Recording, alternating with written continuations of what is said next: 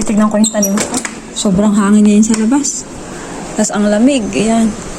Kakatapos ng umulan, ayan, tingnan nyo, napakahangin. So, titignan ko yung aking halaman. Baka i-harvest ko na lang yung aking, dahon ng malunggar. Wala pa akong mapakinabangan at ang lakas ng hangin. Kaya nagdamo na nga pala ako, kaya maliit na ang damo. So, itong aking sitaw na munga na to dito, dalawa. Kaso, ayan, may kumain, Wala na yung bunga. Kinain na naman. Ang aking papayang maganda ang dahon. Ayan, ayan, salarin din itong mga to. Ayan, ayan. Lakas ang hangin. Hindi marimar ang aking ampalaya. Ayan, may bunga na tong ampalaya ko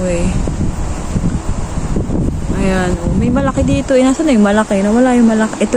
Medyo malaki-laki. Sa dalawa. Madami na siyang bunga 3. Ayan, 4. Kaso maliliit pa. Kaso ang hangin, nakaharvesting ko na lang itong mga dahon nito kaysa hindi ko mapakinabangan. Ayan, 5. Lakas ng hangin. Gari na nila mo. Ayan nyo, my goodness. Lakas ng hangin. Ayan po.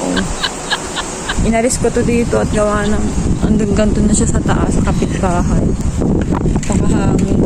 So, yun yung aking going strong. Lakas ng hangin. Yung aking kalabasa. Yan na, ambon-ambon na ulit. Ay. Ang aking taniman ng hangin.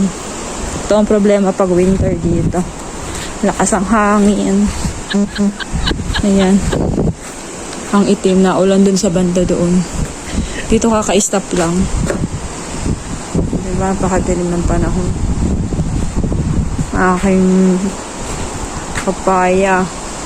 Pakahangin. Tingnan nyo. Pakahangin. Tingnan, kita niya. Hangin na araw, malamig. Ayan, ang dilim ng ulap. Uulan pa ulit yan. Sa banda doon na ulan Ayan ang aking mga tanim.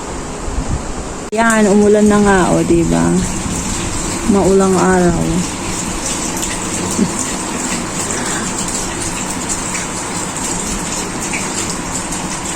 Malamig sa labas. Sarap matulog. Nang may katabi. Char.